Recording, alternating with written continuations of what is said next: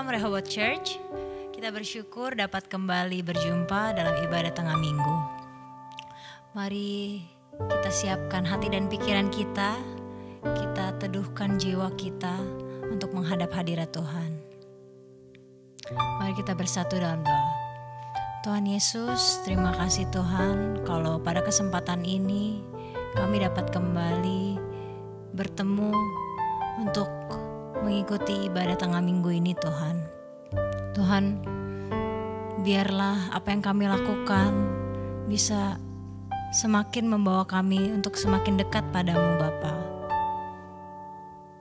Kami mau minta ampun Tuhan kalau seringkali kami mengucapkan kami mencintaimu tanpa perasaan yang benar-benar mencintaimu Tuhan. Kami mau di sisa waktu umur hidup kami benar-benar dapat membuktikan cinta kami melalui perbuatan kami yang menyukakan hatimu Bapa.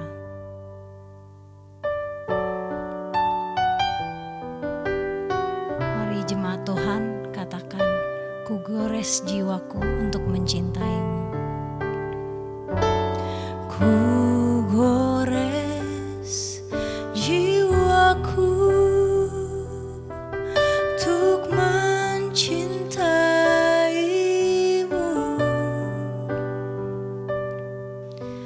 cinta yang tak pernah ku temukan.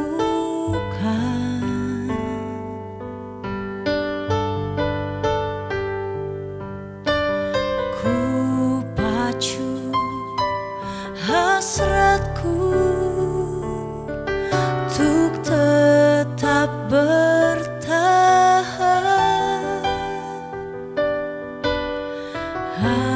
agar cinta tak pernah padam.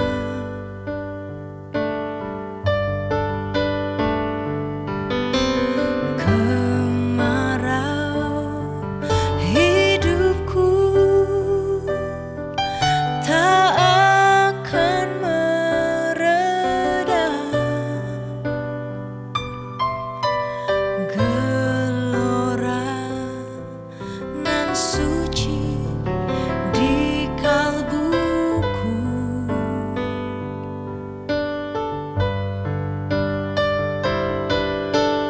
tak akan berujung desah bisikanku. Tuhan, aku cinta padamu. Kulabuhkan rinduku, kulabuhkan rinduku di peluk hatimu. Tentu kau merasa yang ku rasakan.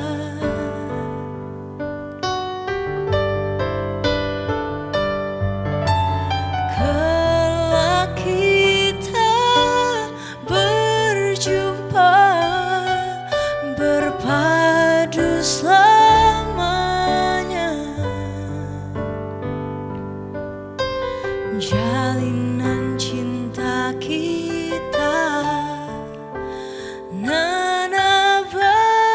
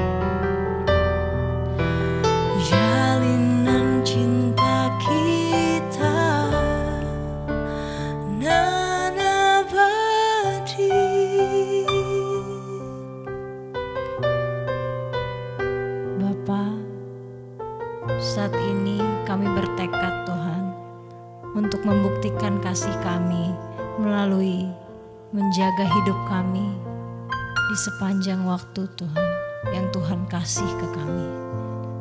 Supaya saat kami di pengadilan-Mu, kami dapat bertahan Tuhan, memandang wajah-Mu. Bersama kita katakan, ajarku menjaga hati dari yang tak Kau ingini, agar hidupku bersih di mata-Mu. Ajarku menjaga hati dari keindahan dunia, agar hatiku tertambat padamu saja. Ajarku menjaga hati dari semua niat benci, agar hidupku bersih di mata-Mu. Ajarku untuk mengasihi dengan ketulusan hati, agar hidupku menyatakan kasih-Mu. Saat ku di pengadilan-Mu, ya Tuhanku, ku tahan berdiri di hadapan kesucian-Mu. Kau dapati ku tak bercela di mata-Mu Bapa. Kau layakkan ku masuk rumah Bapa yang bakal. Saat ku di pengadilan-Mu, saat ku di pengadilan-Mu, ya Tuhanku, ku tahan berdiri di hadapan kesucian-Mu. Kau dapati ku tak bercela di mata-Mu Bapa. Kau layakkan ku masuk rumah Bapa yang bakal. Dengan tulus sampaikan, saatku di pengadilan-Mu, ya Tuhanku, ku tahan berdiri di hadapan kesucian-Mu. Kau dapati ku tak bercela di mata-Mu Bapa. Kau layakkan ku masuk rumah Bapa yang bakal. Saatku di pengadilan-Mu, ya Tuhanku, ku tahan berdiri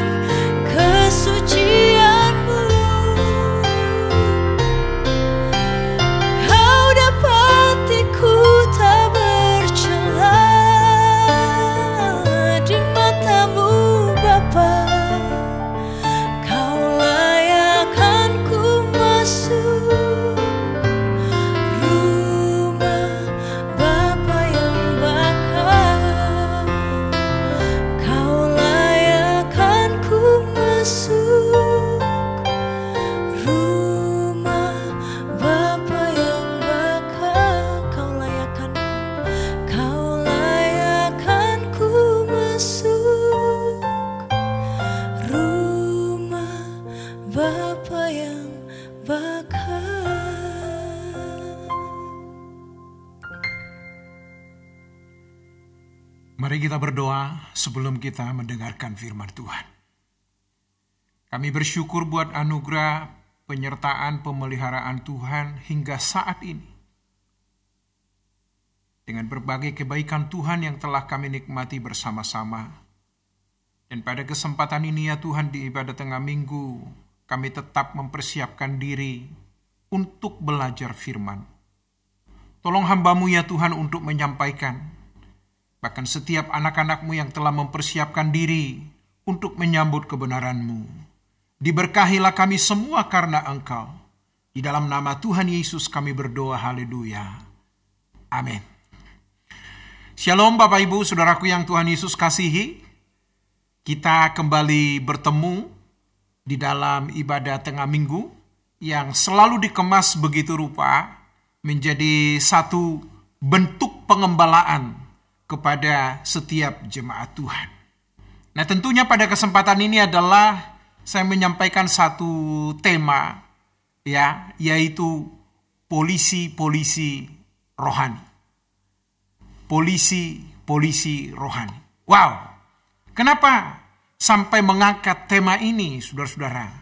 Karena saya mengamati bahwa ternyata seseorang yang kita kagumi, kita kenal rohani, tentu tidak segampang itu bagaimana ia membawa diri dalam hubungan dengan sesama, ya. Nah, untuk itu, mari kita membuka Alkitab, saudara-saudaraku yang Tuhan Yesus kasihi. Di Injil Lukas pasal 18, ayat 9 kita mulai, sampai ayat yang ke-14. Demikian firman Tuhan. Dan kepada beberapa orang yang menganggap dirinya benar dan memandang rendah semua orang lain, Yesus mengatakan perumpamaan ini. Ada dua orang pergi ke bait Allah untuk berdoa.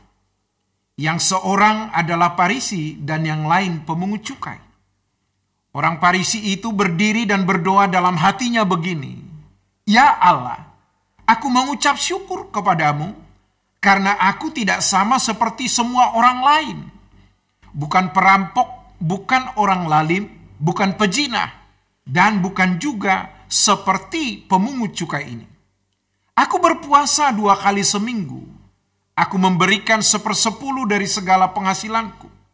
Ayat 13, tetapi pemungut cukai itu berdiri jauh-jauh, bahkan ia tidak berani menengadah ke langit. Melainkan ia memukul diri dan berkata, "Ya Allah, kasihanilah aku orang berdosa ini." Ayat 14. Aku berkata kepadamu, orang ini pulang ke rumahnya sebagai orang yang dibenarkan Allah dan orang lain itu tidak. Sebab barang siapa meninggikan diri, ia akan direndahkan. Dan barang siapa merendahkan diri, ia akan ditinggikan. Sampai di situ pembacaan firman Tuhan, saudaraku. Tentu hal yang senada juga, firman Tuhan juga mengatakan tinggi hati mendahului kehancuran. Tetapi kerendahan hati mendahului kehormatan. Ketika Tuhan Yesus berbicara kepada sejumlah orang yang berpikir bahwa mereka lebih saleh daripada orang lain, Tuhan Yesus memaparkan kepada mereka, menceritakan kepada mereka sebuah kisah dalam bentuk perumpamaan. Perumpamaan juga adalah salah satu metode kerap kali yang disampaikan oleh Tuhan Yesus dalam mengajar orang banyak juga murid-muridnya. Dikisahkan, saudaraku, ada dua orang pergi ke bait suci untuk berdoa. Datang ke bait Allah untuk berdoa. Wow.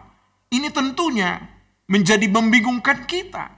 Harusnya ketika orang berdoa dengan tulusnya mau menyampaikan kegundah-gulahannya, ya, keresahan hatinya yang tidak bisa diselesaikan oleh orang lain kecuali hanya Tuhan. Akan tetapi, saudara-saudaraku yang Tuhan Yesus kasihi, yang satu ini di antara yang dua orang ini adalah seorang yang Farisi. Yang satu lagi pemungut cukai. Pemungut cukai itu adalah seorang penarik pajak, saudara-saudara. Pada zaman itu, orang-orang Yahudi tidak menyukai, yaitu pemungut atau penarik pajak. Ya, sebab mereka dianggap pengkhianat. Mereka dianggap tidak memiliki nasionalisme terhadap bangsanya. Di samping itu juga sudah ada stigma di masyarakat bahwa para pemungut cukai, penagih pajak ini adalah tidak jujur. Sementara kaum Farisi selalu tampil di depan umum untuk berdoa. Memang kita tahu kaum Farisi ini adalah kaum rohaniwan yang memiliki reputasi baik di masyarakat. Tetapi aneh bin ajaib Bapak Ibu, ini juga yang akan menjadi satu dakwaan bersama-sama kepada setiap kita. Jangan-jangan kita pun adalah bagian dari kisah yang disampaikan oleh Tuhan Yesus ini. Ya, kita rajin ke gereja, aktif mengikuti kegiatan pelayanan, bahkan kita juga mensupport berbagai pelayanan. Tetapi sesungguhnya apa motifnya kita melakukan semuanya itu? Sebab inilah yang menjadi dilema di dalam sebuah gereja. Ya, memang kita tidak salah ditegur oleh sahabat kita, itu juga adalah bentuk kepedulian. Tetapi dalam menegur kita itu pun Alkitab juga memberikan satu tata krama. Ya, panggil dia. Kalau dia nggak dengar, boleh panggil yang lain dan seterusnya. Berarti menegur dan memberitahu orang lain bukanlah arogansi rohani, saudara-saudara.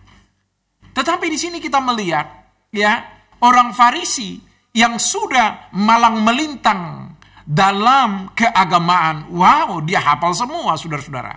Itu sebabnya, ingat, berpenampilan rohani itu sangat mudah. Tetapi untuk mewujud nyatakan berkeadaan seseorang itu rohani, itu tanggung jawabnya beda dan besar sekali. Nah, untuk itu, Bapak Ibu yang Tuhan Yesus kasih, orang Farisi begitu terlatih berpenampilan rohani yang terbalut dengan semarak jubah keagamaan. Namun, tidak begitu nyata aplikasi pemahaman dari agama yang dia pahami. Nah, firman Tuhan ini mengingatkan kepada kita, saudara-saudaraku yang Tuhan Yesus kasih. Di ayat 11, orang Farisi itu berdiri dan berdoa dalam hatinya. Ya Allah, aku mengucap syukur kepadamu karena aku tidak sama seperti semua orang lain, bukan perampok, bukan orang lalim, bukan pezina, dan bukan juga seperti pemungut cukai ini. Aku berpuasa 2 kali seminggu. Aku memberikan 1/10 dari segala penghasilanku. Wow. Kalau ini jemaat, saudara-saudara, ya, wow, ini tentu, wow, menyenangkan, membahagiakan bagi gereja tertentu karena rajin kasih persepuluhan. Tetapi ingat, apalah arti persembahan kita kalau hati kita nggak bersih? Jangan berpikir, saudara-saudara, orang yang di gereja itu semua sudah baik-baik. Bahkan saya berani tegaskan, gereja justru di sana banyak kemunafikan. Tetapi walaupun marak kemunafikan, sandiwara, ingat, di gereja justru kita diingatkan apa yang harus kita lakukan. Bahkan gereja menjadi bengkel untuk kita, membengkeli hidup kita, untuk membenahi hidup kita. Itu sebabnya, saudaraku, ketika kita mendengar suara Tuhan, jangan keraskan hatimu, harus berubah. Ya, tentu apa yang ditampilkan oleh pemungut oleh orang Farisi ini, wow, itu adalah menjadi pride, nilai dirinya. Ya, nilai dirinya, bahkan langsung menunjuk di dalam berdoa. Lo gila benar nih. Saya tidak habis pikir orang yang mau berdoa kepada Tuhan, tapi justru terbesit, terlintas di pikirannya untuk mencela sesamanya. Saudara-saudaraku yang Tuhan Yesus kasihi, apapun prestasi pelayanan kita, ya, bagaimanapun hebatnya Tuhan memakai kita dengan tanda-tanda keajaiban, tetapi ingat, semua itu harus terbingkai dalam sebuah pengabdian kita kepada Tuhan. Jangan jadikan apa yang pernah Tuhan berikan kepada kita, apa yang Tuhan karuniakan kepada kita menjadi modal kesombongan. Ya, itu sebabnya saya mengangkat tema ini, polisi-polisi rohani. Ya, dan ini banyak. Dan inilah yang sering mengakibatkan perpecahan di antara jemaat, di antara pengurus majelis dan juga para pendeta. Karena orang menilai dirinya lebih baik dari orang lain. Bapak Ibu, selama kita bercermin kepada diri kita, maka kita akan selalu the best, terbaik dari orang lain. Tetapi ingat, cermin kita yang sesungguhnya adalah harus firman Tuhan. Maka ketika dengan kejujuran kita mau bercermin kepada kebenaran, pasti tidak akan ditemukan apa yang bisa untuk kita banggakan dan sombongkan. Bukankah kita adalah yang seharusnya binasa, Bapak Ibu? Tapi karena kasih karunia, saya dan saudara diberi kesempatan untuk mengalami damai sejahtera dari Tuhan. Nah, untuk itu, di sini kita perlu menyadari bahwa ternyata, ya, bagaimanapun kita berprestasi di pelayanan, Tuhan menyertai kita, mengaruniakan karunia mujizat apapun, ingat, itu hanya pelengkap. Ya, itu hanya pelengkap. Bukan menjadi alat untuk mendikte orang lain, apalagi melecehkannya. Dan ini sering terjadi di gereja.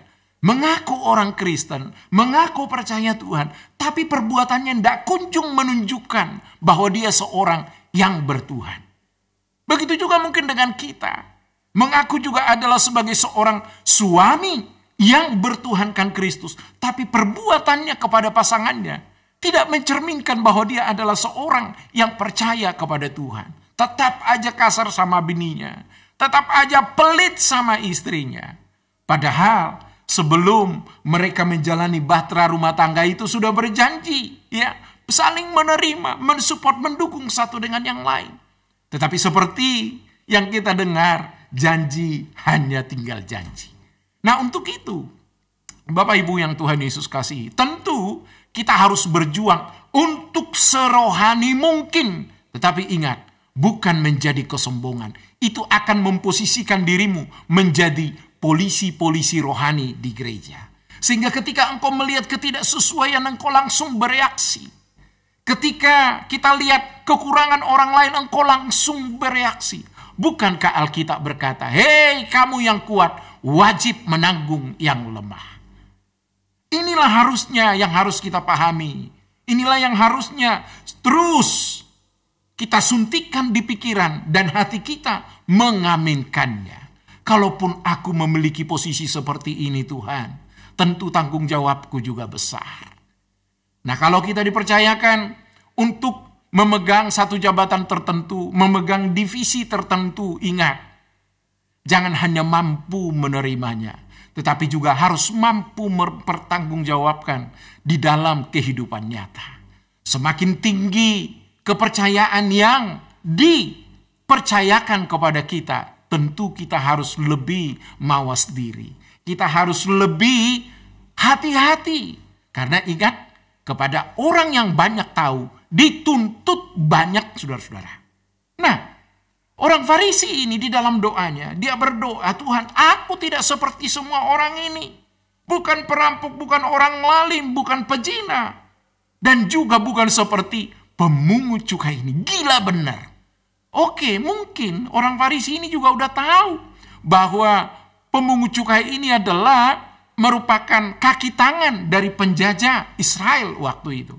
Tetapi tidak boleh. Bukankah Alkitab berkata, sebelum engkau mempersembahkan segala sesuatu, termasuk di dalam menyampaikan doamu, engkau harus membereskan segala sesuatu. Itu sebabnya yang Allah kehendaki adalah bukan persembahan, tetapi hati kita yang terpaut kepada Tuhan. Itu sebabnya dewasanya seseorang bertuhan akan terverifikasi langsung bagaimana ia memperlakukan sesamanya. Bagaimana ia memperlakukan orang-orang yang ada di bawahnya. Tentu Bapak Ibu, semua kehidupan di dunia ini adalah timbal balik. Kita dianggap sebagai bos atau pimpinan karena ada orang yang kita pimpin, bukan? Seperti yang saya lakukan saat ini. Saya berkhotbah karena ada orang yang mendengarkan. Tetapi ingat, ada hal-hal yang lain merupakan siklus dari kehidupan. Ada saatnya saya menyampaikan firman. Ada saatnya juga harus saya mendengarkan firman, saudara-saudara. Jadi tidak ada yang lebih dari orang lain. Kalaupun ya kita merasa lebih dari orang lain, itu bukanlah sesuatu untuk kita anggarkan, apalagi kita sombongkan, saudara-saudara. Nah, menarik dengan apa yang dikisahkan oleh Tuhan Yesus ini kepada dua kelompok orang ini yang berdoa di bait Allah ini. Saudara-saudara, di sini kita melihat ya, orang Farisi memang merupakan satu golongan dalam agama Yahudi yang berpegang teguh terhadap aturan-aturan perjanjian lama dengan menjunjung tinggi adat istiadat nenek moyang mereka dalam menafsirkannya. Penafsiran orang Farisi selalu menitik beratkan kepada tradisi tersebut sehingga telah melahirkan ketidakharmonisan dalam hubungan mereka dengan Tuhan Yesus. Konflik yang kerap kali terjadi antara Tuhan Yesus dan orang-orang Farisi bertumpu pada gaya hidup dan praktika keagamaan mereka yang cenderung legalistik, munafik, egois, bersikap angkuh, dan sombong. Padahal prinsip dasar melakukan hukum Taurat adalah belas kasihan, saudara-saudara. Orang Farisi dalam menginterpretasikan hukum Taurat secara harafiah tanpa memerhatikan bahwa yang terpenting dalam hukum Taurat adalah keadilan, belas kasihan, kepedulian, dan kesetiaan. Sebagaimana ya Tuhan Yesus mencela mereka di Injil Matius pasal 23 ayat 23. Celakalah kamu hai ahli-ahli Taurat dan orang-orang Farisi, hai kamu orang-orang munafik, sebab persepuluhan dari selasi ada manis dan jintan kamu bayar. Tetapi yang terpenting dalam hukum Taurat kamu abaikan, yaitu keadilan dan belas kasihan dan kesetiaan. Yang satu harus dilakukan dan yang lain jangan diabaikan. Ini menarik. Saudara-saudara yang Tuhan Yesus kasih. Ingat, prestasi pelayanan bukan sesuatu yang dipamerkan. Bukan sesuatu yang harus dibanggakan. Bahkan kalaupun kita berkesempatan mengalami keajaiban-keajaiban dari Tuhan, ini harusnya menghardik kita untuk selalu ada di track kita mengabdi kepada Tuhan. Nah, itulah harusnya ya membuat kita untuk siuman. Tidak selalu menganggap diri kita lebih oke dari orang lain.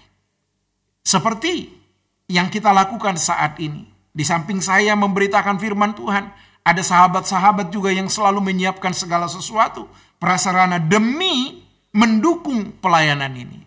Saya yang tampil, mereka tidak tampil. Tetapi apakah di sini ada yang lebih oke dan yang lain tidak oke? Enggak, semua sama. Apapun bentuk pelayanan kita kepada Tuhan, ingat, tidak ada grade-grade-nya, saudara-saudara. Mau mimpin pujian, main musik, kameramen, audio, sound system, berkhotbah, sama. Ingat, kenapa? Karena Allah yang sama menciptakan kita. Justru dengan talenta kelebihan yang kita miliki ini, menjadi sarana bagi kita mengabdi kepada Tuhan dan juga melayani sesama. Nah, itu sebabnya, Bapak Ibu, ketika Tuhan Yesus menghardik ahli-ahli Taurat dan orang Farisi ini, tentu ini juga yang sering kita alami di dalam berkehidupan jemaat. Ya, kita begitu rajin mengikuti ibadah, tapi perubahan kita nggak kunjung berubah. Yang ngutang nggak bayar. Yang ngomongin orang apalagi. Belum tahu kebenarannya tapi udah ngomongin. Bahkan saudara-saudara, ingat firman Tuhan berkata, bukankah kasih banyak menutupi dosa? Pak, berarti kita menjadi itu dong. Menutupi toleran? Bukan. Ingat saudara-saudara, yang menjadi hakim kita yang sesungguhnya adalah Tuhan. Dan kalaupun kita salah, biarkan yang berkepentingan mengingatkan kita. Tetapi ingat, jangan kita lebih lancang untuk mengkritik. Jangan lebih lancang kita mengkritisi. Tetapi kita tidak pernah membawanya di dalam doa. Sudah tahu misalnya saudaramu jatuh dalam dosa, atau dia ada masalah. Engkau tidak memberikan support, malah memperkeruh keadaan. Harusnya kita tidak seperti orang Farisi ini. Ya, kita justru harusnya kita tahu apa yang menjadi pergumulan teman kita, sahabat kita. Kita turut berdoa. Kita mendoakan mereka. Nah, Bapak Ibu yang Tuhan Yesus kasihi, ya, orang Farisi sebagai kaum rohaniwan ini mengabaikan prinsip dasar dan juga dalam melakukan praktek keagamaan dengan motivasi yang keliru, yaitu untuk show off, pamer, demi mendapatkan sanjungan pujian bagi dirinya sendiri. Hal ini pun tentu saya alami. Ketika saya berkesempatan melayani jemaat berkata, Pak, terima kasih buat pelayanannya hari ini. Saudara pikir, apakah saya langsung otomatis stabil rohani? Enggak. Kadang ketika menerima sanjungan seperti itu dalam hati nih tapi gak tampil. Siapa dulu dong orangnya? Nah inilah bibit-bibit kesombongan yang harus digerus, dirontokkan. Bahkan firman Tuhan berkata, biarlah kita semakin kecil dan Allah semakin besar. Nah saudara-saudaraku yang Tuhan Yesus kasihi, ingat apa yang kita baca ini. Narasi firman Tuhan ini menunjukkan bagaimana dominasi orang Farisi dalam menjalankan syariat agamanya. Bahkan terkesan kuat bertindak sebagai polisi-polisi rohani atas sesamanya untuk memberikan penilaian. Arogansi yang diperlihatkan orang Farisi bukan hanya memandang dirinya begitu bernilai dalam tanda petik di hadapan Allah, tetapi juga mampu memberikan penilaian terhadap orang lain. Kesombongan rohani seperti ini sangat mudah dijumpai di pelayanan gereja, persekutuan doa, bahkan berbagai kegiatan pelayanan lainnya. Menganggap diri lebih penting, lebih pintar, lebih rohani, lebih berprestasi dari yang lain. Bapak Ibu, kedewasaan rohani harus memampukan seseorang semakin elegan untuk mengoreksi dirinya, sehingga melalui semua perbuatannya Tuhan yang disenangkan, Tuhan yang dimuliakan. Berdoa seharusnya mengkondisi seseorang supaya ada di dalam perenungan yang jujur untuk memohon belas kasihan Tuhan. Ya, saudaraku, kita jemaat tidak boleh juga memperkeruh suasana. Ya, tidak ada istilah pendeta besar, pendeta hebat. Enggak, semua itu hamba Tuhan. Nah kalau kita ingat, pemaknaan hamba Tuhan ini harus betul-betul kita pahami. Tetapi lihat bagaimana dengan sikap pemungut cukai ini. Dia berkata, saudara-saudaraku, ya, pemungut cukai itu berdiri jauh-jauh. Bahkan ia tidak berani mengangkat kepalanya menengadah ke langit. Melainkan ia memukul dirinya menyesal dan berkata, ya Allah, kasihanilah aku orang berdosa ini. Nah harusnya setiap kali kita berdoa, setiap kita mengikuti kegiatan ibadah, harus mengingatkan kita untuk berubah, bahwa yang kita butuhkan hanya Tuhan, Bapak Ibu. Itu sebabnya. Hasilnya ada di Tuhan. Itu sebabnya segala sesuatu yang kau lakukan itu benar, engkau tidak perlu takut untuk menjalaninya. Itu sebabnya Bapak Ibu, melalui ibadah tengah minggu ini menjadi satu bagian untuk melengkapi kerohanian kita. Itu sebabnya sebagai pendeta, ya, sebagai hamba Tuhan di gereja ini, saya ingatkan Bapak Ibu untuk tetap setia mengikuti seluruh program yang ada di gereja kita. Doa pagi setiap hari jam 5 pagi, dan juga berbagai kegiatan ibadah, ya, onsite maupun online. Dan jangan lupa, Bapak Ibu, ya, juga bertanggung jawab demi kelangsungan pelayanan kita. Tentu harus didukung gereja kita dengan doa dan dana. Seberapa yang Tuhan gerakkan bagi kita? Sebab semua yang dari kita ini adalah berasal dari Tuhan. Dan kita kembalikan itu semua untuk hormat dan kemuliaan Tuhan. Karenanya Bapak Ibu, saya menghimbau, yuk kita melayani Tuhan sesuai dengan potensi kemampuan yang Tuhan anugerahkan bagi kita. Apapun bidangmu. Engkau sebagai ibu rumah tangga, jadilah ibu rumah tangga yang takut akan Tuhan. Engkau seorang pengusaha bisnismen, jadilah seorang pengusaha bisnismen yang takut Tuhan. Engkau sebagai pendetakah, majeliskah, ingat, jadilah seorang pendeta majelis yang takut akan Tuhan. Jangan menyalahgunakan wewenangmu. Ingat, di akhir hidup ini Allah menuntut pertanggungjawaban. Itu sebabnya jangan langsung risih, jangan langsung gelisah melihat ketidaksesuaian di dalam pelayanan. Jangan bertindak sebagai polisi-polisi rohani. Karena engkau menunjuk satu, ada banyak yang menunjuk kepada diri kita. Itu sebabnya kalau hari ini engkau masih tetap eksis, semua itu karena Tuhan. Dan akhirnya saya mau berkata kepada kita, Bapak Ibu, bijaksanalah dalam mengarungi hidup ini. Biarlah Tuhan menolong kita, Tuhan memberkati kita. Amin. Mari kita berdoa. Terima kasih ya Bapa buat pertolongan-Mu, atas berkat-Mu yang boleh kami nikmati. Biarlah Tuhan memampukan kami menjadi orang yang bijaksana, yang tidak selalu rese dengan orang lain. Sekalipun kami mengetahui kelemahan dan juga kesalahan saudara-saudara kami, tapi kami mengambil sikap sebagai seorang pemungut cukai yang menyadari bahwa kami perlu belas kasihan Tuhan. Itu sebabnya ya Tuhan, berkat-Mu, pertolongan-Mu atas umat-Mu yang membutuhkan uluran tangan dari-Mu ya Bapa. Dan saat ini, di akhir dari pemberitaan firman ini, berkenanlah Bapa memberkati kami. Turunlah segala berkat yang melimpah dari Allah Bapa di sorga, rahmat cinta kasih sayang yang besar dari Tuhan Yesus, bimbingan penyertaan dari Roh Kudus, menyertai hidup kita dari saat ini sampai selama-lamanya. Amin. Tuhan memberkati.